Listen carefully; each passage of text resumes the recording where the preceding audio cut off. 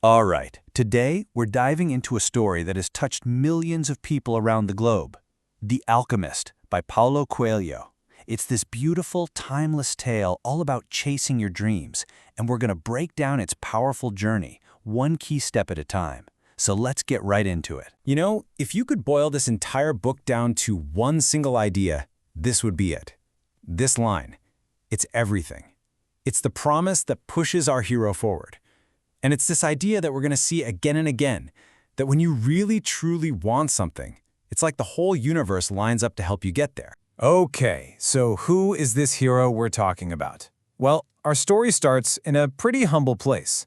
We're not in some fancy kingdom, no. We're in the quiet fields of Spain, with a young shepherd whose life is about to get turned completely upside down. So, meet Santiago. And his life, it's simple, it's predictable.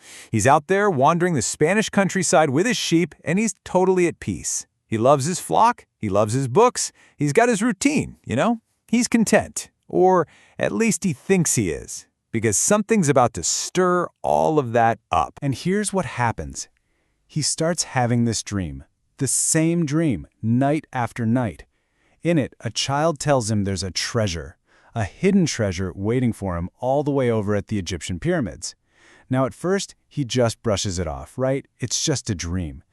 But it keeps coming back. It's at this little whisper in the back of his mind that just won't go away, making his peaceful life suddenly feel, well, not enough. It's a call to adventure, and he's starting to realize he can't just ignore it. So right when Santiago's wrestling with this whole dream thing, a chance encounter changes absolutely everything. This is his first big turning point. It's the moment a little bit of magic steps right into his ordinary world. He runs into this mysterious old guy, calls himself Melchizedek, the king of Salem. And this king introduces him to a concept that is honestly life-changing. He calls it your personal legend. And the idea is that every single one of us has one. It's your true purpose, the one thing you were put on this earth to do. Now, the king doesn't just give him some vague advice and send him on his way. No, he gives him tools. He gives him these two stones, Urim and Thummim. One means yes, the other means no. They're supposed to help him read the signs from the universe when he gets stuck. And with this new sense of purpose and these stones, Santiago does something huge. He sells his sheep and sets off for Africa. So Santiago actually does it. He takes this massive leap of faith. He leaves Spain, the only home he's ever known, and he lands in Tangiers, Morocco. But here's the thing. The universe doesn't make it easy on him. Not at all. His commitment gets tested hard, right from the very start. I mean, can you even imagine? On his very first day in this brand new place, a guy he thinks he can trust robs him of every single cent he has. Gone. Just like that. He's completely alone, totally broke, in a country where he doesn't even speak the language. This is it. This is the moment where the whole quest could have just crashed and burned. But this is where things get interesting. Right here, at his absolute lowest, Santiago makes a critical choice. He could just give up, right? Try to crawl back home, defeated. But he doesn't. He decides to push forward. This one thought marks a huge shift. He goes from being a boy who just has dreams to a man who's actually fighting for his destiny. So what does he do? He gets a job in this little crystal shop that's not doing so well. And this part is just a fantastic example of his resilience. He doesn't just show up and punch the clock. No, he starts having ideas. He suggests building a display case outside and selling tea in the crystal glasses. And look at what happens. The shop's business basically doubles. He earns all his money back and then some. It just goes to show you that a setback can actually be a setup for something bigger. All right, so he's got his money back, his mission is back on. Santiago joins a caravan to cross the massive, silent Sahara Desert. And it's out here, in this huge, empty landscape, that he's going to meet two of the most powerful forces in his entire life, love and the alchemist himself. While he's on this caravan, he learns about something called the language of signs. It's this idea that the universe is always talking to us, always giving us clues. It could be the way a hawk flies, or which way the wind is blowing, or just a powerful gut feeling. It's not about being psychic or anything. It's about learning to pay attention, to really listen to the world around you. And then, at a desert oasis, he meets Fatima. and he falls in love. I mean, so in love that for a second he thinks about just stopping, forgetting the treasure, forgetting his personal legend, and just staying with her. But here's what the book teaches us about true love. It doesn't hold you back. Fatima gets it. She understands his quest is important and she tells him to go, promising she'll be waiting. Her love doesn't become an anchor, it becomes the wind in his sails. It's also at the oasis that he finally meets the alchemist, a super wise, super powerful figure who reveals the ultimate lesson of his journey. He learns that alchemy, the famous idea of turning lead into gold, that's not the real alchemy.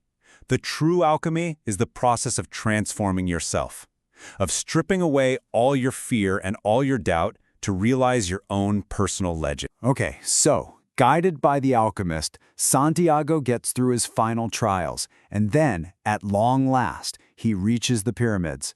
This is it, the moment from his dream, or so he thinks, because the story has one more giant, unbelievable twist waiting for him. Just picture it. He's finally standing there, looking up at these majestic pyramids, the exact place from his dream.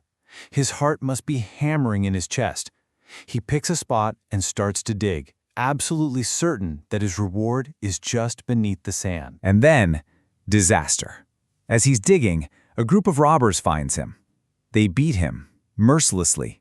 They steal the little bit of gold the alchemist had given him. He is left there bloody and defeated, with absolutely nothing to show for his entire quest. It seems like it was all for nothing. But as the robbers are leaving, one of them turns back and mocks him.